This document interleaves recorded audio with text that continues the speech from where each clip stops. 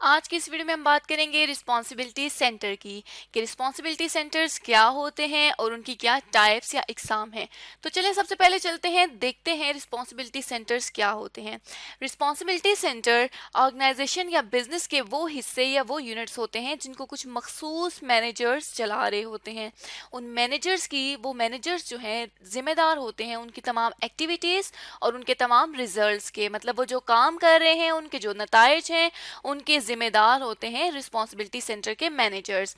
Responsibility centre organisation में इसलिए create किए जाते हैं ताकि मैनेजर्स को उनकी स्पेसिफिक रिस्पॉन्सिबिलिटीज दी जाएं, मखसूस जिम्मेदारियां दी जाएं और उन मखसूस जिम्मेदारियों को मद्देनजर रखते हुए रिस्पॉन्सिबिलिटी सेंटर में हर मैनेजर और हर डिपार्टमेंट की एफिशिएंसी को मैयर किया जा सकता है। लेट्स सपोज हमारे पास एक कंपनी है सीटी कंपनी जिसके कुछ डिपार्टमेंट्स हैं, accounting department, HR, production, procurement and sales.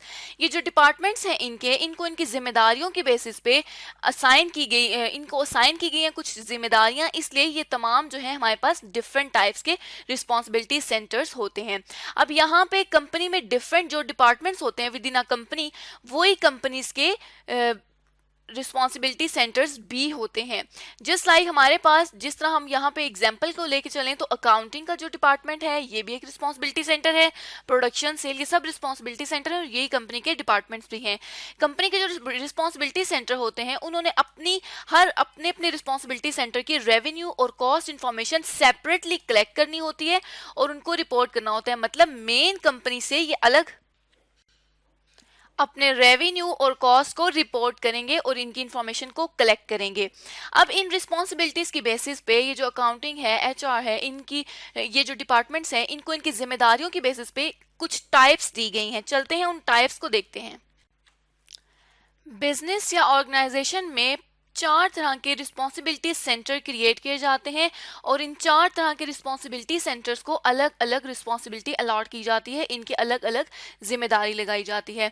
अब सबसे पहले अगर हम बात करें तो आता है कॉस्ट सेंटर, फिर revenue centre, profit centre and investment centre. ये 4 बेसिक सेंटर्स हैं। जब रिस्पॉन्सिबिलिटी सेंटर्स क्रिएट किए जाते हैं, बनाए जाते हैं, तो मैनेजर्स को उनकी रिस्पॉन्सिबिलिटीज और अथॉरिटीज बताई जाती हैं कि मैनेजर किस हद तक रिस्पॉन्सिबल है, जिम्मेदार है किसी चीज़ के लिए और उसकी क्या अथॉरिटी है, वो किस हद तक काबिल है कि वो डिसीजन मेकिंग कर सके अपने सेंटर के लिए। रिस्पॉन्सिबिलिटी से अब हम चलते हैं वन बाय वन, इनको डिस्कस करते हैं। तो अगर कॉस्ट सेंटर की बात की जाए तो कॉस्ट सेंटर बिजनेस का वो फंक्शन होता है या वो एक यूनिट होता है जिसका दरअसल मकसद, जो दरअसल प्रॉफिट में डायरेक्टली इजाफा नहीं करता, प्रॉफिट को इंक्रीज नहीं करता, लेकिन उसके काम करने की वजह से बिजनेस का पैसा लगता है, मतलब एक्सपेंस अकर होता है। ऑर्गेनाइजेशन या बिजनेस में कॉस्ट सेंटर बनाया जाता है ताकि कंपनी की जो कॉस्ट है, ऑर्गेनाइजेशन की जो कॉस्ट है, वो इन लाइन रहे, मतलब बजट के अंदर रहे या बजट के बराबर रहे। बजट से ज्यादा नहीं होनी चाहिए, वरना कंपनी की ओवरऑल एफिशिएंसी पे भी फर्क पड़ेगा और कॉस्ट सेंटर की अपनी एफिशिएंसी पे भी फर्क पड़ेगा। कॉस्ट सेंटर की एग्जांपल्स में हमारे पास आता है IT department, accounting department, HR department और मेंटेनेंस डिपार्टमेंट। जिस तरह अब आईटी डिपार्टमेंट में काम तो हो रहा है, लोग काम कर रहे हैं, पीसीस चल रहे हैं, बिल आ रहा है, कॉस्ट इनकर हो रही है, लेकिन ये डायरेक्टली प्रॉफिट में कोई हिस्सा नहीं डालते। इसी तरह अगर हम बात करें कॉस्ट सेंटर की तो मैनेजर कॉस्ट सेंटर में डिसीजन सिर्फ और सिर्फ कॉस्ट से रिलेटेड ले सकते हैं, इनका इन्वेस्टमेंट या प्रॉफिट से कोई भी लेना देना नहीं होता। कॉस्ट सेंटर हेल्प करता है ऑर्गेनाइजेशन की कि वो अपने रिसोर्सेज को, जो जराए लगा के वो पैसे कमा रहे हैं, उनको बेहतर वे में, बेहतर तरीके से इस्तेमाल कर सकें और वो ट्रैक कर सकें कि ऑर्गेनाइजेशन ने या बिजनेस ने, कॉस्ट सेंटर ने कितना पैसा किस जगह पे लगाया है, और अगर वो पैसा ज़्यादा लगाया है तो अपने एक्सपेंस को रिड्यूस करें और ये भी जानें कि पैसा ज़्यादा या एक्सपेंस ज़्यादा क्यों अकर किया गया है। अब अगर हम रेवेन्यू सेंटर की बात करें तो रेवेन्यू सेंटर बिजनेस का वो हिस्सा या वो यूनिट होता है जो सर्विस डिलीवर करके या प्रोडक्ट को सेल करके, चीज़ों को बेच के रेवेन्यू अर्न कर सके, रेवेन्यू गेन कर सके। रेवेन्यू सेंटर जो है वो डायरेक्टली कंपनी के प्रॉफिट में हिस्सा डालता है, डायरेक्टली कंपनी के प्रॉफिट को इंक्रीज करता है। ऑर्गेनाइजेशन में रेवेन्यू सेंटर इसलिए क्रिएट किए जाते हैं ताकि ये पता चल सके कि कौन सा डिपार्टमेंट ज़्यादा प्रॉफिटेबल है, कौन सा डिपार्टमेंट की परफॉर्मेंस ज़्यादा बेहतर है और उनकी परफॉर्मेंस को मेजर किया जा सके। रेवेन्यू सेंटर में जो मैनेजर है वो कंट्रोल करता है मार्केटिंग और सेल्स के इशू, कि अगर सेल्स कम हो रही हैं तो किस वजह से हो रही है, ये जो मार्केटिंग है वो बेहतर तरीके से की जा रही है या नहीं की जा रही। रेवेन्यू सेंटर की अगर हम एग्जांपल की बात करें तो इसमें हमारे पास सेल्स डिपार्टमेंट जो है वो रेवेन्यू के सेंटर की एग्जांपल है, क्योंकि सेल्स डिपार्टमेंट का ये काम होता है कि वो कंपनी को रेवेन्यू अर्न करके दे। या दूसरा हमारे पास मार्केटिंग डिपार्टमेंट आ जाता है रेवेन्यू सेंटर में, क्योंकि मार्केटिंग सेल्स से बिलोंग करती है, मार्केटिंग का ताल्लुक सेल्स से है। मार्केटिंग स्ट्रांग होगी तो हमारी सेल्स ऑर्गेनाइजेशन की इंक्रीज हो जाएंगी।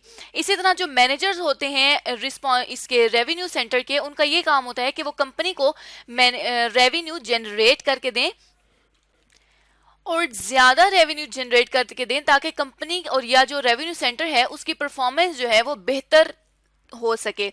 इसी तरह हम अगर बात करें इन्वेस्टमेंट सेंटर की, तो इन्वेस्टमेंट सेंटर बिजनेस का वो यूनिट या वो हिस्सा होता है जो कुछ कैपिटल लगा के, कुछ सरमाया लगा के बिजनेस के प्रॉफिट में डायरेक्टली कंट्रीब्यूट करता है। मतलब ये देखता है कि कंपनी ने कितना फंड लगाया है बिजनेस में, कितना पैसा लगाया है और उससे क्या मुनाफा आया है।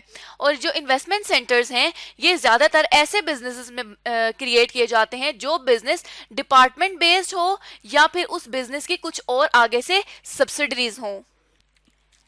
ऐसे ही लेट सपोज हमारे पास एक डीको लिमिटेड मैन्युफैक्चरिंग कंपनी है जिसकी 3 सब्सिडरीज हैं। एक सब्सिडरी फर्नीचर, दूसरी सब्सिडरी बॉटल्स और तीसरी सब्सिडरी है उसकी क्रॉकरी। अब फर्नीचर जब बनाना होगा तो उसमें हमारी कुछ वुड लगेगी और उससे कुछ प्रॉफिट आएगा।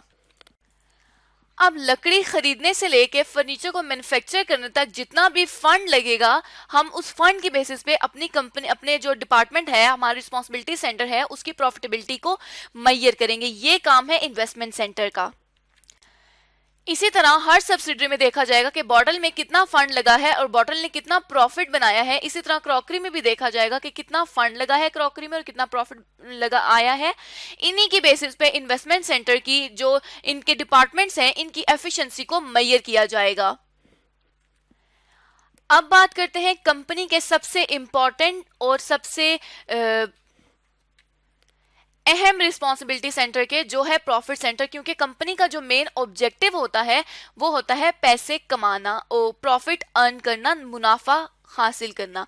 तो प्रॉफिट सेंटर, क्योंकि हमने जिस तरह ऊपर बात की थी यहाँ अपने रेवेन्यू सेंटर की और कॉस्ट सेंटर की, तो कॉस्ट सेंटर के मैनेजर का ये काम था कि वो अपनी कॉस्ट को विद इन बजट रखे और अपनी कॉस्ट को रिड्यूस करे। इसी तरह रेवेन्यू सेंटर का ये काम था कि उसका मैनेजर जो है वो रेवेन्यू गेन करे, ज्यादा से ज्यादा पैसे कमाए। अब प्रॉफिट सेंटर जो है वो इन दोनों से बिलोंग करता है। प्रॉफिट सेंटर में ये देखा जाएगा कि कौन सा बिजनेस यूनिट जो है, कौन सा डिपार्टमेंट ऐसा है, क्योंकि प्रॉफिट सेंटर ज्यादातर वहां पे इस्तेमाल किया जाता है जहां पे बिजनेस में डिपार्टमेंट्स हों। तो यहाँ पे ये देखा जाएगा कि कौन सा ज्यादा जो डिपार्टमेंट है वो ज्यादा मुनाफा कमा रहा है, और यहाँ पे ये भी कंसिडर किया जाएगा कि हमेशा कॉस्ट जो है वो कम लगे और जो प्रॉफिट है, जो रेवेन्यू हमारे पास जनरेट हो रहा है वो ज्यादा हो, ताकि जो प्रॉफिट है कंपनी का वो मेंटेन रह सके और अल्टीमेटली कंपनी की प्रॉफिटेबिलिटी को इंप्रूव किया जा रहा हो हर रिस्पॉन्सिबिलिटी सेंटर की, अगर प्रॉफिटेबिलिटी इंप्रूव होगी तो। अब लेट्स सपोज, क्योंकि हमने यहाँ पे बात की कि हमारे पास ये डिपार्टमेंटल बेसिस पे होता है, इसलिए अब हम ये देखते हैं कि हमारे पास एक मार्ट है जिसमें डिफरेंट डिपार्टमेंट्स हैं। एक डिपार्टमेंट है ग्रोसरी का, एक डिपार्टमेंट है होम आइटम्स का और तीसरा क्लॉथ्स का। इस जो हमारे पास मार्ट है इसमें 3 तरह की चीजें सेल होती हैं, क्लॉथ्स, ग्रोसरी और होम आइटम्स। अब कंपनी ने ये देखना होता है प्रॉफिट सेंटर के थ्रू, ये हमें पता चलता है कि कौन सा रिस्पॉन्सिबिलिटी सेंटर टोटल प्रॉफिट में ज्यादा कंट्रीब्यूट कर रहा है, ज्यादा हिस्सा कौन सा दे रहा है। लेट्स सपोज क्लॉथ्स का जो डिपार्टमेंट है, हमारे पास क्लॉथ्स का जो डिपार्टमेंट है एमसी मार्ट में, वो देता है हमें 10% प्रॉफिट में ऐड करता है। इसी तरह जो ग्रोसरी डिपार्टमेंट है वो करता है 50% हमारे प्रॉफिट में इजाफा एमसी मार्ट के, और जो होम आइटम्स है उसमें 40% इजाफा कर रहा है।